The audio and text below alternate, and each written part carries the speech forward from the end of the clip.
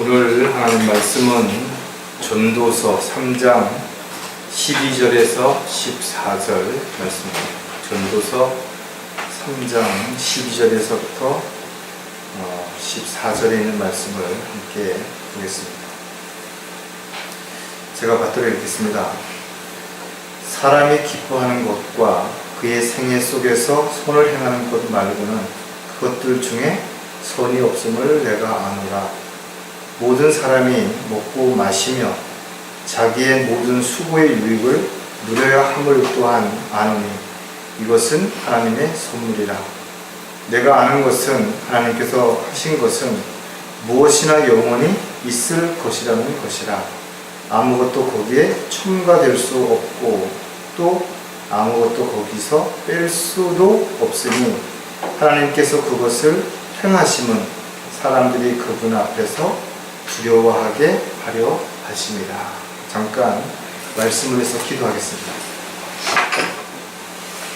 참으로 위대하신 하나님 아버지, 저희들을 사랑하셔서 자신의 생명을 주셔서 저희들을 구원의 길로 인도해 주시고 또 자녀로서 살아갈 수 있도록 모든 필요를 공급해 주시는 가운데 오늘도 이렇게 주님 사랑하는 형제 자매들이 한자리에 모여서 주님을 찬양하고 기도하며 경배 드릴 수 있는 특권을 주셨습니다. 저희들이 몸을 드리고 마음을 드리고 모든 것을 온전히 드려서 주님 앞에 영과 진리로 드리는 아름다운 경배가 될 수 있도록 인도해 주시옵소서. 또한 저희들이 이 세상을 살아가는 동안 마땅히 해야 할 일이 무엇인지 알게 해주시고 또 하지 말아야 할 일들이 또한 무엇인지를 알게 해주셔서 저희들이 온전히 하나님의 뜻과 계획 가운데서 귀한 도구로 일꾼으로 쓰임받을 뿐만 아니라 하나님의 자녀로서 부끄럽지 않은 그런 삶을 살아갈 수 있도록 도와주시옵소서. 모든 마귀의 공격을 차단해 주시는 가운데 오늘도 준비케 하신 말씀을 온전하게 잘 선포할 수 있도록 영으로 충만한 가운데 입술을 주관해 주시옵소서. 다시 오셔서 저희들을 데려가실 우리 주 예수 그리스도의 이름으로 기도드렸습니다.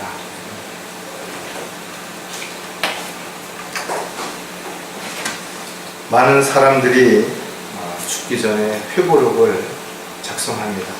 또 자서전을 쓰기도 합니다. 어떻게 하는 것이 가장 잘 사는 삶이라고 여러분은 생각하십니까? 어떤 사람들은 열심히 일을 해서 하는 재산을 남겨놓은 것으로 자기 생애를 정말 잘 살았다 이렇게 생각하는 사람들도 있을 것이고 어떤 사람들은 또 명예를 얻어서 사람들에게 누가 어떤 일을 했다 어떤 것을 남겼다 그것이 위안이 될 수도 있을 것입니다. 어떤 사람들은 권력을 또 잡아서 한 번쯤 사람들 앞에 행세하고 또 으쓱하는 그런 것을 인생에 가장 가치 있고 의미 있는 삶이었다라고 자랑할지도 모릅니다. 그러나 모든 사람들의 공통점은 죽음을 앞두고 후회하게 된다는 것입니다. 그 이유는 무엇인가 아쉬움도 남고 미련도 남겠지만 또 어떤 집착하는 부분도 있겠지만 가장 중요한 것은 자신이 곧 죽는다라는 것을 아는 것입니다. 그리고 죽은 다음에 어떤 것이 있는지를 잘 모르기 때문에 두렵기 때문에 그렇습니다. 오늘 우리가 본문에서 봤던 이 내용들은 가장 지혜로웠던 그리고 모든 것을 다 얻고 누리고 해봤던 솔로몬 왕이 내린 결론인 것입니다. 세상의 관점에서 보면 오늘 이 본문의 말씀처럼 먹고 마시고 가진 것을 마음껏 누리며 사는 것이 가장 복 있는 사람이고 가장 행복한 사람이라고 말할 수 있을 것입니다. 이 또한 하나님이 주신 것이기 때문에 하나님의 선물이니까 참으로 복받은 사람이 분명할 것입니다. 영원히 없다면 이 세상에서의 삶이 끝이라면 솔로몬이 말했던 이 내용들처럼 우리가 살아야 될 것이고, 그렇게 살려고 매 순간 최선을 다해야 할 것이 분명한 것입니다. 그러나 오늘 본문은 전도서의 결론은 아니라는 것이에요. 전도서의 결론은 전도서 12장에 기록이 되어 있는데, 12장 여러분들 13절을 한번 보시기 바랍니다.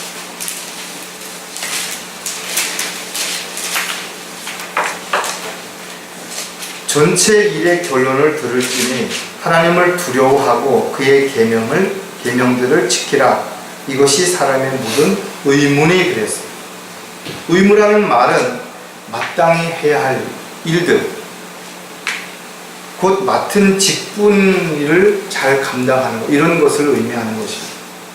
근데 왜 사람들은 가정에 대해서, 직장에 대해서, 사회에 대해서, 교회에 대해서 자신이 마땅히 해야 할 의무를 다 하지 못하고 있는 것인가 이거죠.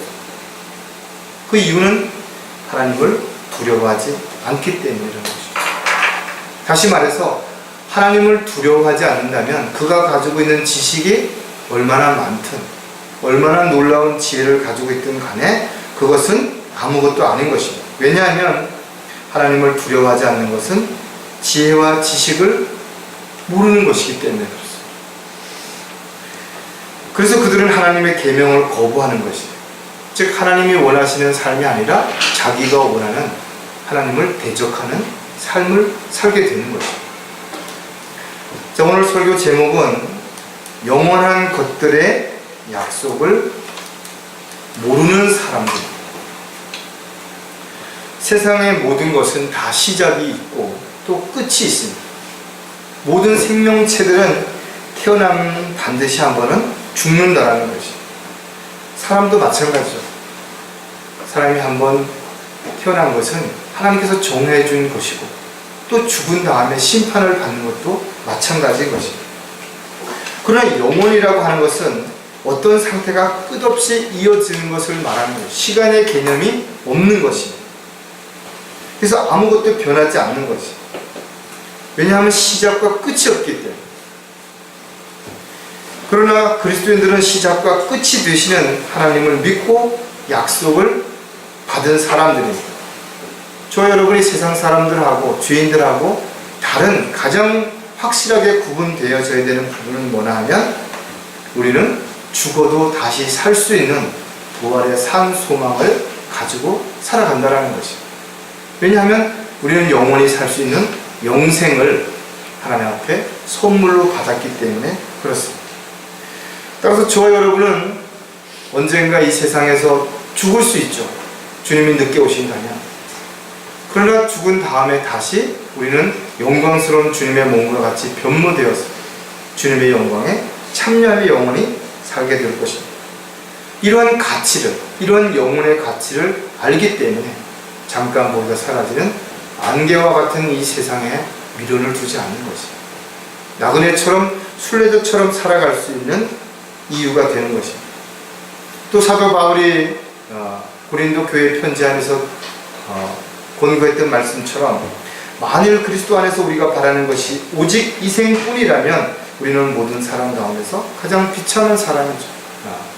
짧은 인생, 언제 죽을지도 모르고 언제 자신에게 어떤 불행한 일들이 일어날지도 모르는데 늘 배려하고 섬기고 나누고 이렇게만 살 수 있다는 것은 어리석은 삶이 될 수도 있다는 거죠.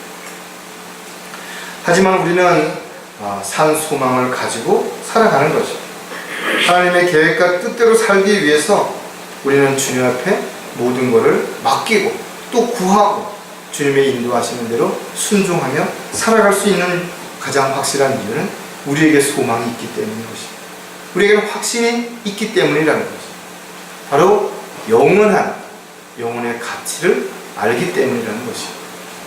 자, 그렇다면 영원한 것들의 약속을 모르는 사람들은 어떤 특징을 가지고 살아가는 것인지를 우리가 한번 지금 생각해 본다면 저와 여러분은 훨씬 더 많은 위로와 또 확신 가운데서 하루하루를 살아갈 수 있을 것입니다. 첫 번째, 위에 있는 것들을 알지 못한다는 것입니다. 많은 사람들이 위에 있는 것을 알 수가 없습니다. 왜냐하면 위에 올라가 본 적도 없고 위에 무엇이 있는지에 대해서 들은 적도 없고 또 그런 것을 믿지도 않기 때문에 그렇다는 것이죠. 저 여러분은 여전히 세상 속에서 살고 있습니다. 하지만 분명한 것은 우리는 세상에 속하지는 않았다라는 것이죠.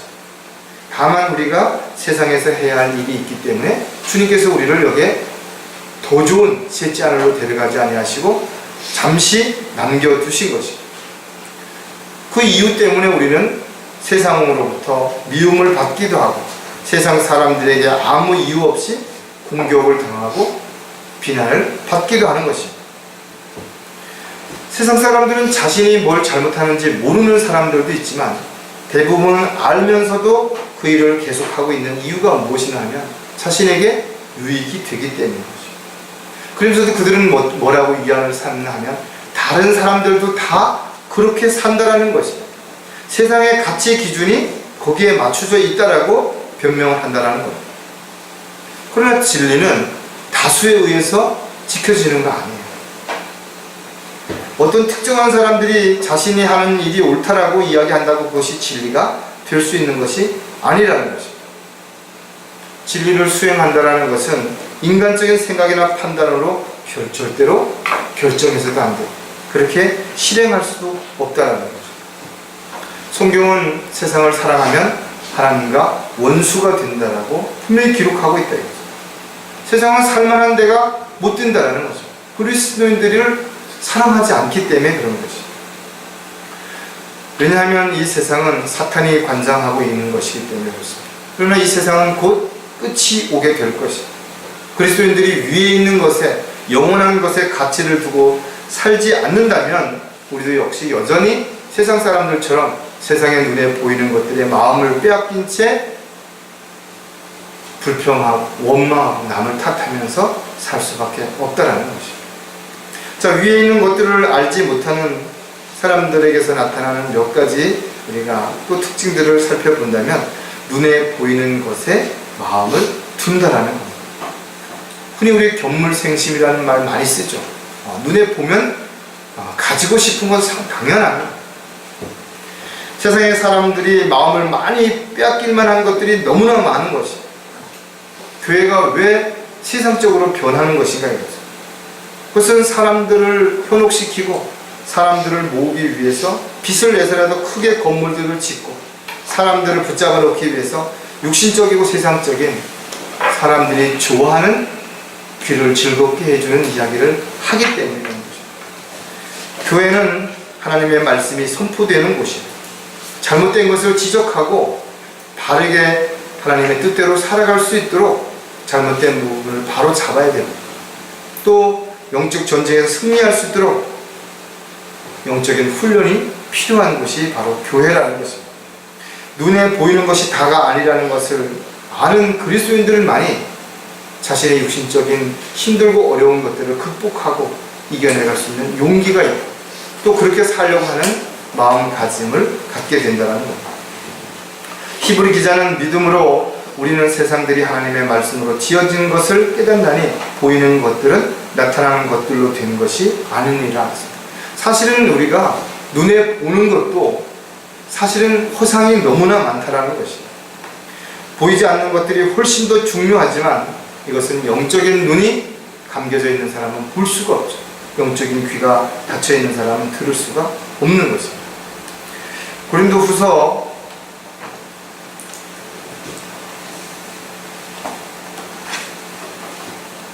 4장 18절에 보면 우리가 바라보는 것은 보이는 것들이 아니요 보이지 않는 것들이라. 이는 보이는 것들은 잠깐뿐이지만 보이지 않는 것들은 영원하기 때문이라. 마귀는 세상의 화려한 것들을 보여주면서 사람들의 눈을 가리려고 합니다. 예수님을 미혹하고 시험했던 마귀는 어떻게 했어요?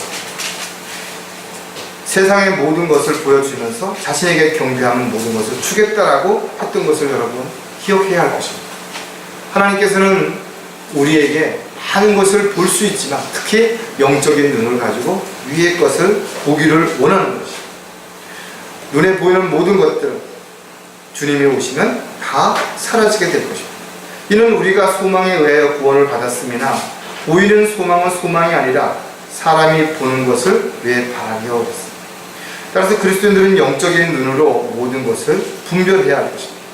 위에 있는 것들을 알지 못한다면 세상의 유혹에 넘어갈 수밖에 없기 때문에 그런 거죠.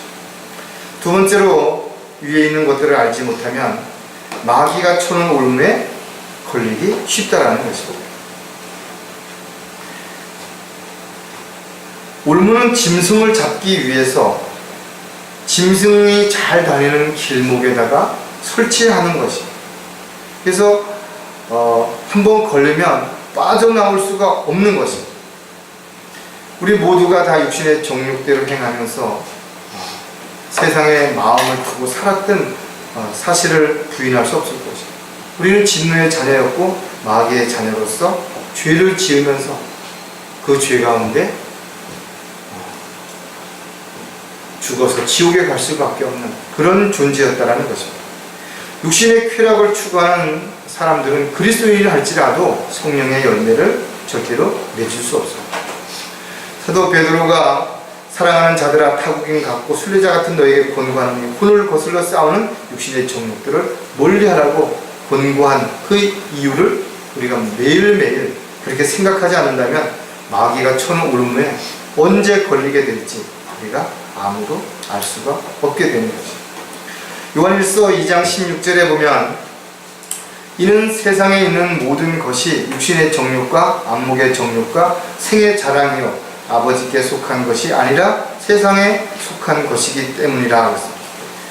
이러한 것들은 마귀가 가장 잘 사용하는 것들이에요. 그래서 세상에는 마귀가 쳐놓은 올무가 너무나 많습니다. 하나의 함정이 너무나 많습니다. 문화, 교육, 스포츠, 예술 어느 곳이든지 상관없이 항상 그런 곳에 있다는 것입니다. 이러한 것들은 마귀가 가장 잘 사용하기 때문에 우리가 마귀에게 가장 잘 속는 이유, 그것은 바로 육신의 눈에 보이는 것들의 마음을 뺏겠죠. 위에 있는 것을 바라보지 않기 때문이라는 것을 우리가 분명하게 기억해야 할 것입니다. 주님을 알지 못했을 때 우리는 어리석고 복종치 아니했고 미혹당하고 여러 가지 욕심과 쾌락의 종교를 타면서 살았던 것입니다. 악과 시기 속에서 살았고 가증스럽고 서로 증오하며 살았던 삶이 우리가 살았던 지난날의 날이라는 거죠. 이런 것은 지난날로 충분한 것입니다. 더 이상 이제 우리가 영적인 구원받은 하나님의 자녀로서 살아가는데 마귀가 쳐놓은 올무에 걸려서 우리가 빠져나오지 못하는 인생을 허비하고 쓸데없는데 마음을 뺏기며 살아야 할 이유가 없다는 것. 성경은 마지막 때에 사람들이 배반하고 분별이 없고 자만하고 쾌락을 사랑하는 것이 하나님을 사랑하는 것보다 더할 것이다 분명히 경고하고 있다. 사람들이 지금 어떻게 사는지를 우리가 보고 있고 또 우리가 수없이 세상의 유혹으로부터 매일 승리해야 되는 부분들이 바로 이런 육신적인 것들이라는 것이죠.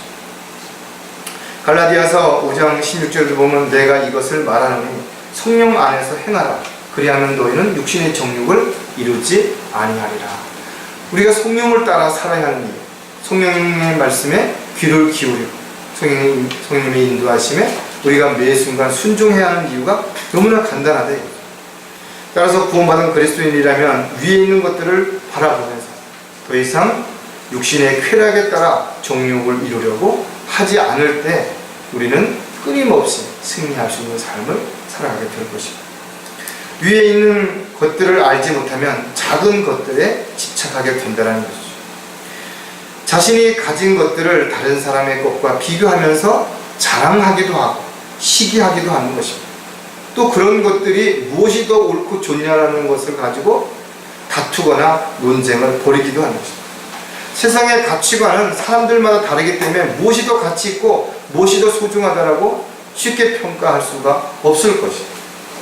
하지만 좀 더 넓고 더 큰 것을 보게 된다면 자신이 가진 것이 얼마나 하찮은 것인지 또 자신이 얼마나 어리석은지를 알기 때문에 이런 작은 것들을 가지고 아웅다웅하고 사람들 앞에서 자랑하고 대접받으라고 그렇게 하지 않는다는 거죠. 우리는 사도 바울을 예를 들 수가 있습니다. 사도 바울이 셋째 하늘에 올라가서 참으로 놀라운 것을 본 것입니다. 이 세상에서 한 번도 본 적이 없고 세상에 있는 그 어떤 것하고 비교해서 설명할 수도 없는 것들을 본 것입니다. 그래서 사도 바울은 차라리 그곳에 그냥 있기를 원했던 것입니다. 하지만 이 세상에서 해야 할 일이 있기 때문에 그런 나머지 생애를 온전히 주님을 기쁘시게 해드리는 일, 하늘에 있는 소망을 가지고 살았던 것이죠. 고린도후서 12장 4절에 보면 그가 낙원으로 끌려 올라가서 말로 다 설명할 수 없는 말을 들었는데 그것은 사람들에게 말하도록 허락되지 않은 것이로다. 왜 그 보고 들은 것을 다 말하고 이야기했으면 사람들이 더 잘 믿고 더 확신을 가질 거 아니냐라고 반문하는 사람이 있을지도 모릅니다. 그러나 세상에 있는 사람들은 눈에 보는 것도 안 믿는데 하늘에 있는 것을 만약에 사도 바울이 이야기했다면 사람들은 이것은 말도 안 된다라고 오히려 더 거부하고 더 거기에 대해서 신뢰를 잃었을지도 모른다는 것입니다. 사도 바울은 온 생애 동안 오직 주님이 기뻐하시는 일만을 위해서 살았던 것이죠. 요즘 결혼할 때 다이아몬드 반지 하나를 안 받으면 되게 서운해하고 막 그렇게 이야기한다고 이야기하잖아요.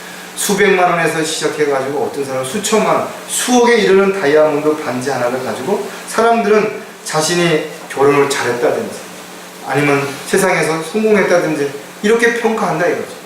그러나 우리가 살아야 할 영원히 살 새 예루살렘을 여러분들 마음속으로 한번 영상을 그려보래요. 제가 성경을 읽을 테니까 여러분 눈을 감고 잠시 한번 그것을 한번 상상해 보세요. 우리가 살 새 예루살렘은 그 성벽이 모두 벽옥, 즉 다이아몬드로 이루어졌다는 겁니다. 그리고 그 기초들이 12가지 보석으로 되어 있는데 세상 사람들이 그토록 갖고 싶어하는 그런 것들이에요. 벽옥, 사파이어, 옥수, 에메랄드, 홍만호, 홍보석, 감람석, 녹보석, 황옥, 녹옥수, 제신스, 자수정 이런 12가지의 보석들이 집을 온통 장식하고 있는 거죠. 그뿐만 아니라 12문이 있는데 그 12문은 진주인데 그 문 하나가 진주 하나로 되어 있다는 거죠. 진주 목걸이, 진주 반지에 들어가는 알 하나 가지고 사람들이 얼마나 자랑하냐 이거죠. 그 도성에 거리는 순금이며 투명한 유리 같더라 이거죠. 여러분들이 살고 있는 아파트, 단독주택 얼마나 대단한지는 모르지만 한번 비교해 본다면 이것은 너무나 하찮은 것이죠. 위에 있는 것들을 알게 된다면 세상에 있는 것들이 그 얼마나 대단한 것이든 간에 비교 대상이 될 수가 없어요. 자랑할 게 없다라는 거죠. 그래서 저와 여러분이 위에 있는 것들을 늘 기억하고 그것을 바라보고 그것을 생각하며 살아간다면 이 세상에 미련을 가질 것도 없고 이 세상에 뭔가 욕심내는 만한 것도 없고 아쉬워할 것도 없다는 것입니다. 두 번째, 영원한 것들의 약속을 모르는 사람들은 어떠한 것들로도 만족하지 못하는 것입니다. 육신의 그릇은 아무리 채워도 만족하지 못합니다. 왜냐하면 그 그릇이 계속 늘어나기 때문에. 육신의 그릇은 끊임없이 늘어나는 것입니다. 사람들은 버리지 못하기 때문에 얻을 수 없는 것이고 얻지 못하기 때문에 버리지도 못한다라고 말하는 것이 정답일 것이죠. 저와 여러분도 마찬가지로 육신의 만족을 채우려고 한다면 아무리 노력하고 아무리 했어도 결국 채워지지 않는다라는 사실을 반드시 우리가 기억해야 하죠. 왜 사도 바울이 스스로 만족하는 법을 배웠다라고 말씀하셨으며 그것이 궁핍한 가운데서나 풍족한 가운데서 그것을 만족할 수 있다라고 말하는 것인가 하면 그런 과정들을 모두 겪어본 결론인 것입니다. 어렵고 힘든 상황에서 정말 작은 주먹밥 하나, 짜장면 한 그릇에 대한 고마움을 느낄 수도 있지만 풍족한 가운데 비싼 음식을 앞에 두고도 불평할 수 있는 것이 사람이라는 것입니다. 그래서 만족하는 법은 누가 가르쳐 주는 것이 아니라 스스로 배워야 한다는 것입니다. 여러분들이 잘 아신 것처럼 만족이라는 말은 발이 편안한 것을 의미하는 것입니다. 자신의 발보다 크거나 그것이 작으면 그 신발이 아무리 비싼 신발이고 뭐 크리스탈이라든지 아니 금으로 만든 신발이라 하더라도 얼마나 불편하겠냐 이거죠. 다시 말해서 여러분의 그릇에 맞는 여러분의 하나님이 주신 그 곳에 합당한 만큼의 것을 가졌을 때 가장 만족할 수 있고 가장 행복할 수 있다는 거죠. 따라서 외적으로 들어오는 것으로는 절대로 만족할 수 없어. 내적인 안에서 채워지는 것이 아니라면 만족할 수 없다는 것이 우리가 성경을 통해서 분명하게 알 수 있는 것이고, 그것을 우리가 확실하게 가지고 있지 않는다면 우리는 만족하지 못한 채 살 수밖에 없다는 것이에요. 어떤 것도 만족하지 못하는 이유가 또 몇 가지를 우리가 살펴볼 텐데, 첫 번째가 모든 상상과 계획들이 허망해진다는 것이죠. 누구도 내일 일을 알 수 없죠. 그래서 두렵고 불안한 가운데 있는 것이죠. 어떤 사람들은 막연한 기대와 허황된 꿈을 꾸기도 하는 것이죠. 그 결과 사람들은 무엇인가를 의지하고 기대하고 싶어서 만들어낸 것이 다양한 종교라는 것입니다. 자신들이 그것을 만들어 놓고 막연한 기대 속에서 뭔가를 기대하면서 살아가는 것입니다. 이러한 것들이 일시적으로, 즉 플라시보 효과와 같이 마음에 위안을 줄 수도 있고 어떤 육신적인 문제를 해결할 수도 있을지 모르지만 결국 시간이 지나면 다시 원점으로 돌아오게 되는 것입니다. 사람들이 만들어 놓은 온갖 우상들, 눈이 있어도 보지 못하고 귀가 있어도 듣지 못한다. 발이 있어도 걸어가지 못하는 것이에요. 시편 기자가 우상은 아무것도 아니라고 분명히 결론을 내렸다는 거예요. 이사야 44장 9절에도 보면 새긴 형상을 만드는 자들은 모두 다 허망하도다. 그것을 만드는 사람들은 왜 그걸 만드는 것이에요? 돈 벌기 위해서, 먹고 살기 위해서 만드는 것이에요. 똑같은 돌을 가지고 어떤 것으로는 형상을 만들어서 숭배를 하게 만들고, 어떤 것들은 사람들이 밟고 다니는 주춧돌을 만들고 계단을 만들고 이렇게 한다 이거예요. 솔로몬은 세상의 모든 것이 헛되고 헛되다라는 것입니다. 이렇게 그가 결론을 내린 것입니다. 로마서 1장 21절에도 보면 하나님을 알되 하나님께 합당한 영광을 돌리지 아니하고 감사치도 아니하니 도리어 그들의 상상들이 허망하여지고 그들의 어리석은 마음이 어두워졌기 때문이다. 물론 넓은 의미에서 보면 사람들이 하나님을 안다고 이야기합니다. 하나님을 모른다고 이야기하는 것보다는 안다고 이야기하는 사람들이 훨씬 많은 것이에요. 그러나 그들은 하나님이 세상을 관장하시고 비를 내려주시고 어떻게 하고 한다고 이야기하면서도 하나님께 영광을 돌려드리지 않는데, 모든 것이 자기가 잘나고 자기가 능력이 있어서 그 모든 걸 이뤘다라고 자기를 자랑한다는 거예요. 구원을 받은 그리스도인들 중에도 마찬가지예요. 하나님의 은혜와 사랑을 받았음에도 불구하고 하나님께 영광을 돌리기보다는 육신의 유익을 위해서 우선순위가 바뀌어지는 경우가 얼마든지 있다는 거예요. 모든 것을 감사하라고 주님께서 분명히 말씀하셨는데도 불구하고 감사하기보다는 오히려 불평하고 원망하며 살아가는 사람들도 얼마든지 있는 거죠. 이 세상에서 이런 모든 것들은 언젠간 떠날 때 아무것도 가져갈 수 없습니다. 전도서 5장 15절에 그가 모태에서 나올 때 벌거벗었으니 그가 왔던 그대로 돌아가며 수고하여 얻은 것은 아무것도 손에 가지고 가지 못하리라. 분명하게 아무것도 가져가지 못한다는 것을 기록해 놓았고, 실질적으로 죽는 사람들이 아무것도 가져가지 못한다는 것을 우리가 보고 있다는 것이죠. 따라서 많은 사람들이 세상에 무엇인가를 쌓아 놓으려고 애를 쓰지만 저와 여러분은 하늘의 보화를 쌓아야 되는 것이죠. 하나님께서 원하시고 기뻐하시는 일들을 통해서 주님 앞에 서는 날 부끄럽지 않은 삶을 살아가는데 마음과 생각을 거기에 집중해야 되는 거죠. 세상 사람들처럼 허상을 위해서 날마다 시간을 허비하고 모든 것들을 의미 없이 그렇게 시간을 허비하면서 살아서는 안 된다는 것을 우리가 한 번쯤 다시 생각하는 시간이 되기를 바랍니다. 어떠한 것도 만족하지 못하면 아무리 채우려고 해도 공허하다는 것입니다. 많은 사람들이 정신없이 앞만 보고 달려가지만 어느 날 자신이 지금 어디로 가고 있는지, 왜 가고 있는지 알게 될 때 참으로 후회하게 됩니다. 제가 회사 다닐 때 어떤 가수를 만났는데 그분이 식사를 하면서 그런 말을 하더라고요.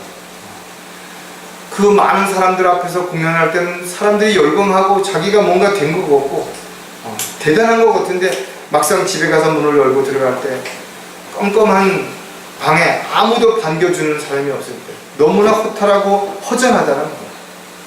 많은 사람들이 한때 유명했던 연예인이라든지 이런 그 인사들이, 또 기업을 이끌었던 사람들이 왜 자살을 하고 왜 그런 마약을 하는 것인가.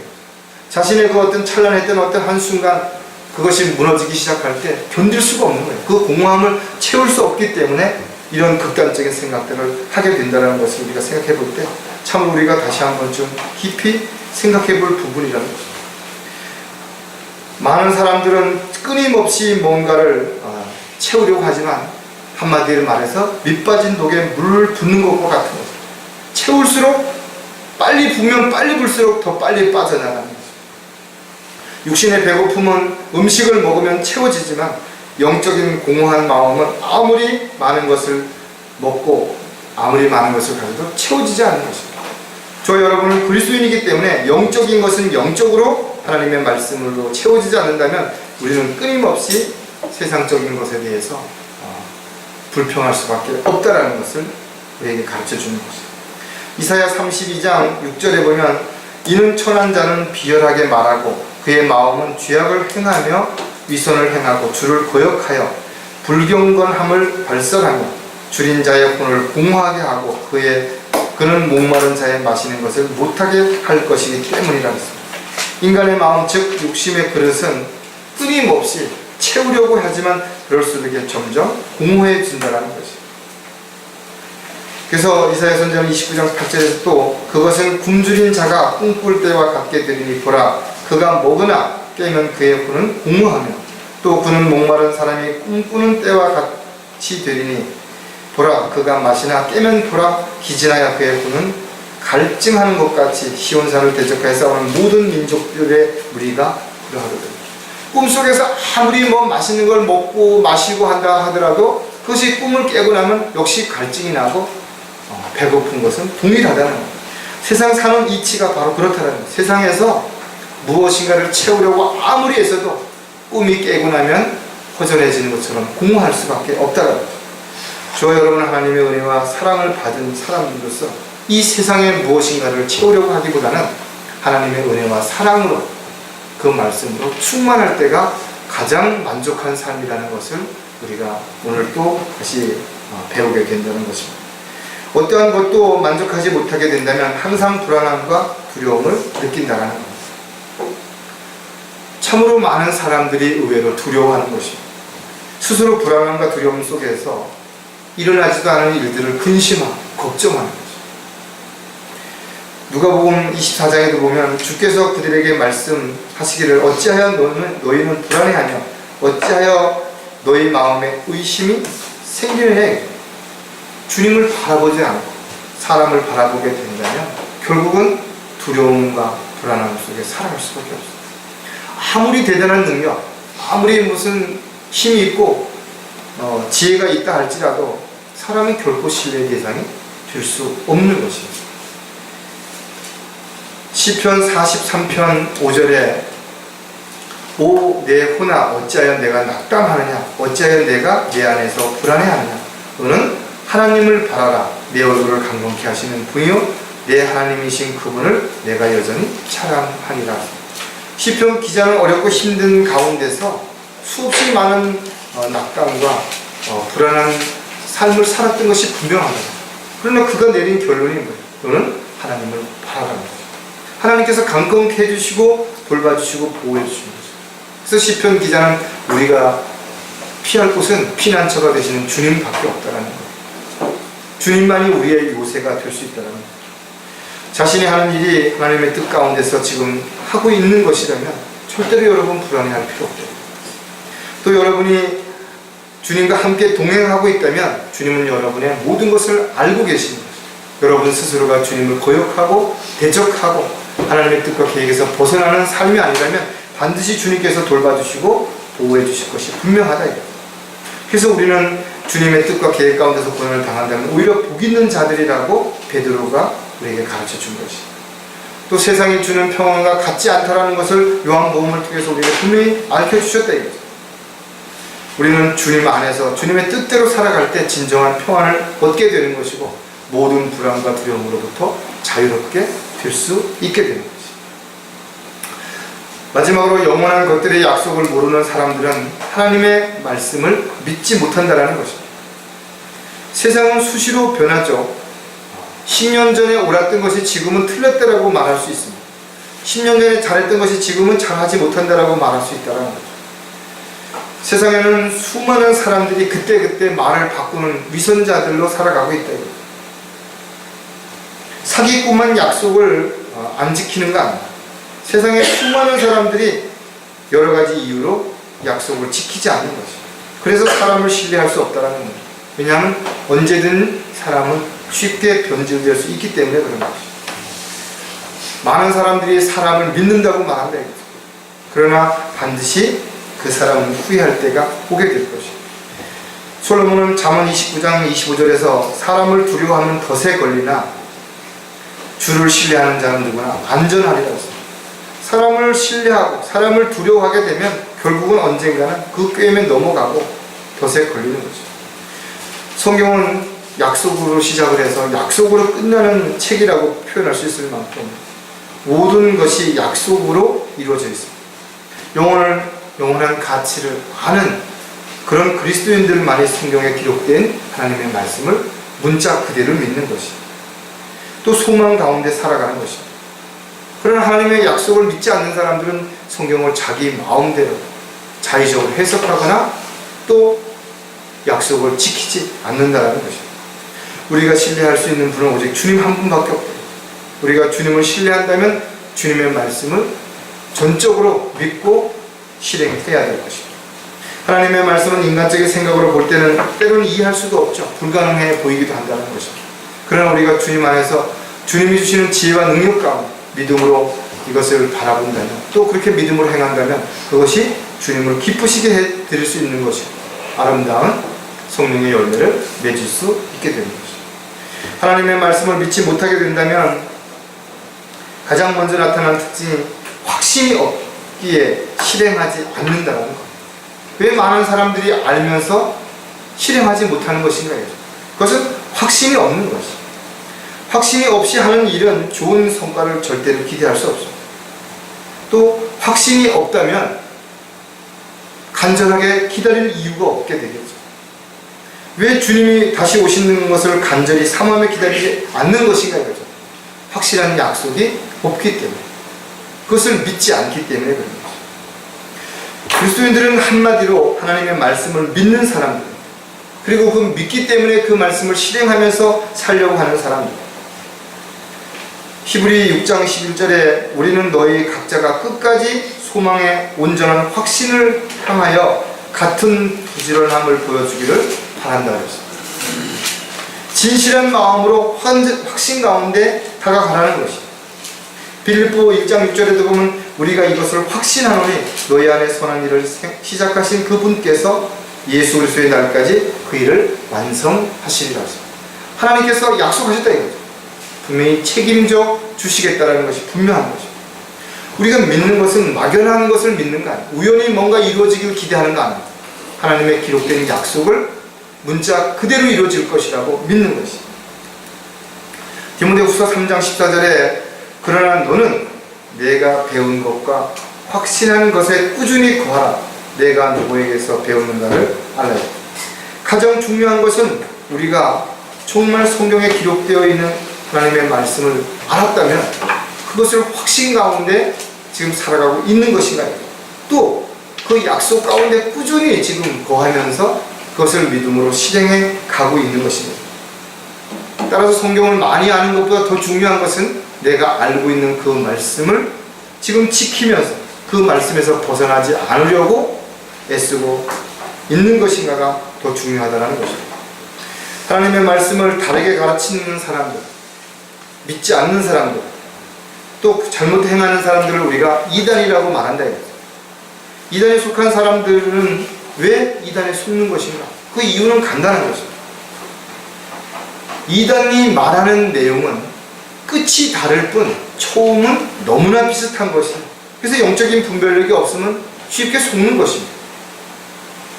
그리스도인들을 미혹하고 실족하게 만드는 사람들은 반드시 거기에 대한 대가를 받게 될 것입니다.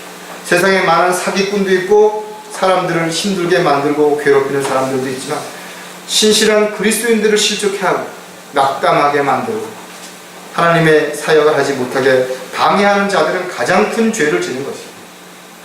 사도 바울이 우리에게 고난을 당해도 부끄러워하지 말라. 오히려 그것이 하나님의 영광에 참여할 수 있는 것입니다. 그리스도인들은 주 안에서 주님을 믿고 있고 하나님의 기록된 약속을 믿기 때문에 담대할 수 있는 것이고, 확신 가운데, 소망 가운데 주님을 기다릴 수 있는 것입니다. 하나님의 말씀을 믿지 못하면 어떠한 것도 보장받을 수 없다는 것. 하나님의 약속은 분명하다 이거죠. 그런데 그 약속을 지키지 않는 사람에게는 그 약속이 아무런 의미가 없는 거죠. 약속을 잘하는 게 중요한 게 아니라 약속을 잘 지키는 것이 훨씬 더 중요합니다. 아무리 좋은 약속, 큰 약속이라 하더라도 지키지 않으면 한순간에 물거품처럼 사라져 버리는 것입니다.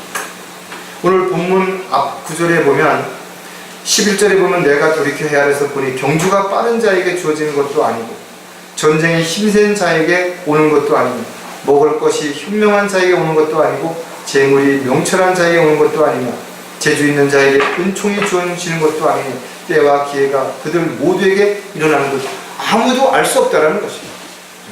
열심히 노력한다고 잘 된다는 보장도 없고 빨리 간다고 해서 좋은 자리를 차지한다는 보장이 없다는 겁니다. 즉 다시 말해서 인간이 무엇을 계획할지라도 그 걸음을 인도하시는 것은 주님이시기 때문에 우리가 막 무엇인가를 하려고 애쓰고 수고하기보다는 먼저 주님께서 그것을 원하시는지, 주님께서 그 일을 기뻐하시는지를 먼저 생각하지 않는다면 그 결과는 설사 좋은 결과가 나타난다 하더라도 그 다음에 하나님 앞에서는 아무런 의미 없고 가치없는 시간을 허비한 것에 불과하다는 것이죠. 베드로후서 1장 4절에 이로써 우리에게 지극히 크고 귀한 약속들을 주심은 너희로 하여금 이 약속들을 통해서 정욕으로 인해 세상에 있게 된 타락한 날들을 피하여 하나님의 본성에 동참하는 자가 되게 하려 하십니다. 하나님께서 우리에게 귀한 약속을 주신 이유가 뭐냐면 우리가 세상에서 육신의 정욕을 따라서 타락한 삶을 살지 않도록 하게 하기 위해서 우리에게 약속을 주신 것이에요. 우리는 그런 약속을 믿는 사람들이고 그런 약속을 믿기 때문에 소망 가운데 살고 있는 것이고, 어떤 고난과 시련과 역경이 있다 하더라도 낙담하거나 좌절하지 않고 다시 일어설 수 있다는 것. 야고보서 역시 시험을 견뎌내는 자는 복이 이쁘다라고 우리에게 분명히 가르쳐 주었습니다. 영원한 생명의 소망 안에서 주어진 삶을 살아가는 사람들, 영원한 생명을 하나님의 선물로 받은 사람들은 이미 하나님이 세상이 시작되기 이전부터 약속하신 그 약속을 믿고 살아가는 데 있어서 조금도 의심하거나 또는 주저하지 않게 될 것입니다. 썩어질 것들을 위해서 시간과 물질과 마음을 빼앗기는 어리석은 삶이 아니라 영원한 것에 대한 영원한 가치의 의미를 두고 힘쓰고 노력하는 그리스도인들만이 그리스도 심판석 앞에서 상과 유업으로 보상을 충분히 받을 것임을 우리는 다시 한번 알 수가 있습니다. 하나님의 말씀을 믿지 못하면 기록된 말씀대로 살려고 하지 않는다는 것. 성경은 과거에 일어난 일들뿐만 아니라 앞으로 일어날 일들도 분명히 기록하고 있습니다. 그래서 과거에 일어난 일들을 기록하는 목적은 우리에게 교훈을 통해서 그들처럼 똑같이 그렇게 죄를 짓거나 쓸데없는 일을 하며 살지 말라는 것입니다. 또 앞으로 일어날 일들을 기록한 것은 우리가 조심해야 될 부분에 대한 경고가 있는가 하면 우리에게 또한 앞으로 이런 것이 주어진다는 확신 가운데 소망을 가지고 살아갈 수 있게 해주신 거죠. 그래서 믿음은 들음에서 나오고 들음은 하나님의 말씀에 의해서, 우리가 하나님의 말씀을 듣고 읽고 깊이 묵상하지 않는다면 우리는 성경에 기록되어 있는 말씀들을 쉽게 잊어버릴 수 있게 된다는 거죠. 하나님의 말씀은 문자 그대로 우리는 믿고 해석하고 또 그것을 실행하면서 살아가야 됩니다. 자기 생각, 자기 경험, 지식을 보다가 첨가하거나 또는 삭제함으로 인해서 엉뚱한 그런 내용을 가지고 사람들의 귀를 즐겁게 하는, 사람들의 마음을 도둑질하는 그런 것은 결코 하나님이 원하시는 영적인 설교도 하나님의 말씀을 가르치는 것도 아니라는 것입니다. 로마서 14장 22절에 내게 믿음이 있느냐, 그 믿음을 하나님 앞에서 스스로 가지고 있어요. 자신이 승인한 일로 자신을 정죄하지 아니하는 자는 복이 있도다. 이것을 사도 바울이 로마인들에게 편지한 것이라고 여러분 생각하지 마시고, 지금 제가 읽을 때 스스로가 자기에게 동일하게 질문해 보라. 내가 믿음이 있느냐? 그 믿음을 하나님 앞에 스스로 가지고 있습니다. 자기가 무엇을 결정하고 실행했든 간에 그것이 자신이 잘못한 것이다, 스스로 그것에 대해서 후회하지 않는다면 복 있는 사람. 왜? 그런 사람들은 늘 어떤 일을 행할 때 하나님 앞에 기도하고 하나님이 주시는 은혜와 사랑 가운데 또 분별력을 가지고 그렇게 판단하고 결정하기 때문에 자신의 믿음을 입증하는 것은 오직 하나님의 말씀대로 살아갈 때 맺어지는 열매로 의해서만 판단이 되어질 수 있다는 것. 성경은 믿음이 없이는 하나님을 기쁘시게 할 수 없다라고 분명히 우리에게 가르쳐주고 있는 것이죠. 또 고린도전서 2장 5절에서도 너희의 믿음이 인간의 지혜에 있지 않게 하라는 것입니다. 인간적인 어떤 지혜로, 인간적인 노력으로 하라는 것이 아닙니다. 많은 사람들이 성경을 안다라고 말한다요. 그러나 왜 그들에게서는 아무런 열매도 맺어지지 않는 것입니다. 그것은 그들이 하나님의 말씀대로 실행하지 않기 때문에, 성령을 따라서 성령의 열매가 맺어지지 않는 것이라는 것입니다. 히브리서 3장 19절에서도 보면 이스라엘 백성들에게 대해서 이렇게 기록하고 있대요. 그들이 들어가지 못한 것은 믿음이 없었기 때문에. 하나님께서 다 보여주시고 약속을 해주셨는데, 젖과 꿀이 흐르는 땅을 분명하게 보여주셨는데, 알려주셨는데도 그들은 믿음이 없었기 때문에 결국은 광야에서 죽게 된 것입니다. 그리스도인들은 매일 하나님의 말씀을 읽고 묵상하는 가운데 거기에 기록되어 있는 약속들을 믿을 뿐만 아니라 그 약속들을 기다려야 되는 것입니다. 그리고 그 약속에 기록되어 진 대로 우리가 하나님 앞에 부끄럽지 않은 삶을 살아가기 위해서 반드시 그 약속을 믿음으로 지켜 행하는 저와 여러분이 되어야 할 것입니다. 오늘도 우리가 다시 한번 하나님의 말씀을 통해서 영원한 것들의 약속들을 모르는 사람들이 어떤 특징을 가지고 있는지를 살펴보았습니다. 혹시 저와 여러분이 하나님의 말씀을 잘 알고 있다고 말하면서도 그 기록되는 약속들을 우리가 소홀히 하거나 또는 잊고 살고 있지 않는지를 한 번쯤 돌아보는 계기가 되시기를 주의 이름으로 부탁을 드리겠습니다. 기도하겠습니다. 하나님 아버지, 참으로 감사를 드립니다. 하나님 아버지께서 저희들에게 말씀을 통해서 과거에 일어난 일들을 기록해 주시고 또 앞으로 일어날 일들을 기록해 주심으로 저희들이 교훈을 받고 또 경고의 메시지를 통해서 조심할 뿐만 아니라 소망 가운데 살아갈 수 있는 특권을 주셨습니다. 저희들이 위에 있는 것에 소망을 두고 영적인 것들의 마음을 늘 두고 살아가는 삶이 될 수 있도록 도와주시옵소서. 주 예수 그리스도의 이름으로 기도드렸습니다.